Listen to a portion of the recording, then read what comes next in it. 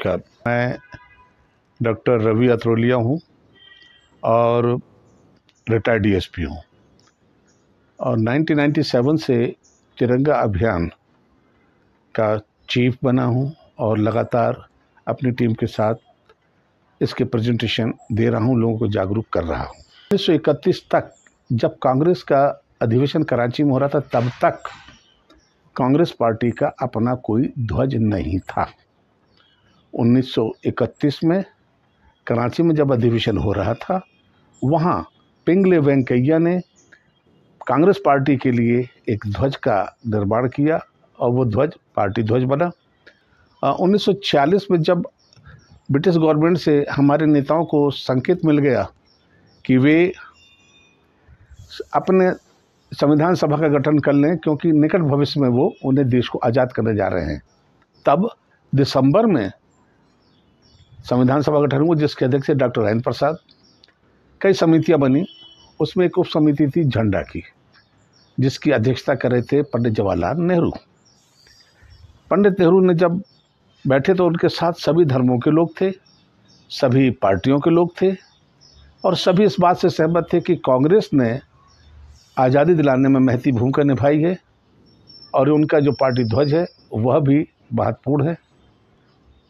बात यहाँ तक है कि पार्टी ने तय किया, सभी लोगों ने सहमति से, कि कांग्रेस पार्टी का जो पार्टी ध्वज है उसके रंगों को और उसकी साइज को हम स्वीकार कर सकते हैं। दुनिया में जितने भी देश के झंडे हैं वे कोई भी पार्टी ध्वज से राष्ट्र ध्वज में परिवर्तित नहीं हुए।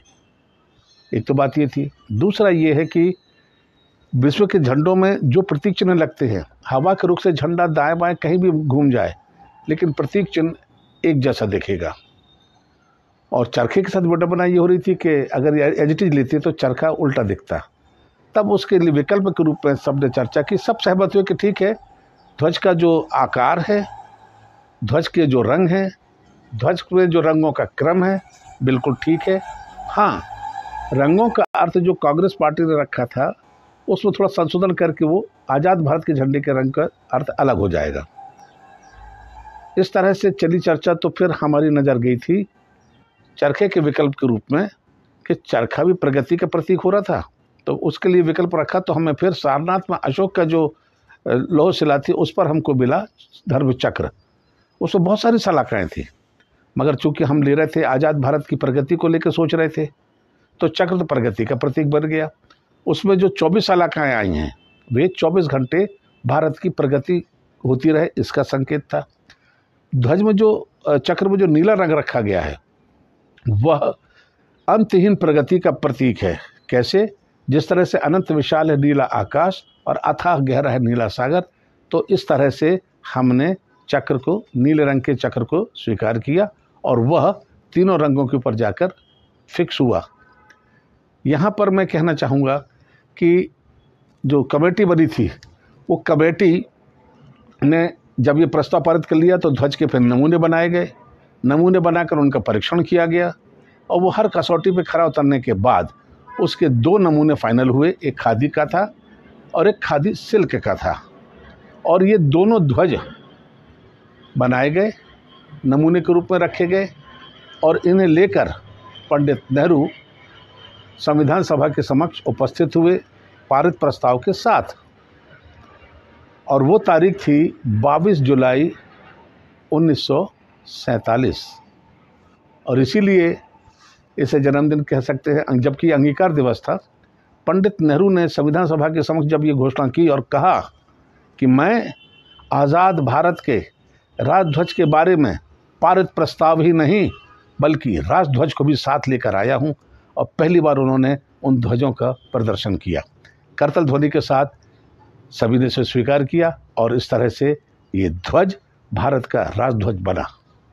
पहले कहा था कि 2 नमूने के ध्वज बनाए गए थे, एक खादी का था और एक खादी सिल्क का। तो आपको बता दूं कि खादी का ध्वज अभी भी मानक ध्वज के रूप में कपड़ा महानियंत्रक कार्यालय कानपुर में सुरक्षित है, जिसके आधार पर सभी ध्वजों का निर्माण हो रहा है। उससे जरा सा भी समझौता नहीं होता, 19 भी नहीं कर सकते वो। अब रहा सवाल सिल्क के ध्वज का। तो सिल्क का ध्वज जो था वो 15 अगस्त 1947 को सेंट्रल हॉल में सुबह 10:30 बजे 21 तोपों की सलामी के साथ नेहरू जी ने फहराया था। उस दिन सत्ता परिवर्तन के कार्यक्रम चल रहे थे, लिहाजा लाल किले पर तो 15 अगस्त को कोई ध्वजारोहण नहीं हुआ। अब बात आती है 16 अगस्त की। 16 अगस्त को पंडित जवाहरलाल नेहरू ने 8:30 बजे लाल किले की प्राचीर से तिरंगा, वही सिल्क का, फहराया। और क्यों फहराया और क्यों लाल किला चुना, इसके पीछे बात ये थी कि सुभाष चंद्र बोस का सपना था कि आज़ाद भारत का राष्ट्रध्वज दिल्ली के लाल किले से फहराया जाए, क्योंकि तब भी वह सत्ता का प्रतीक था और आज भी वो सत्ता का प्रतीक है। पंडित जवाहरलाल नेहरू ने इस बात का उल्लेख अपने उद्बोधन में भी किया।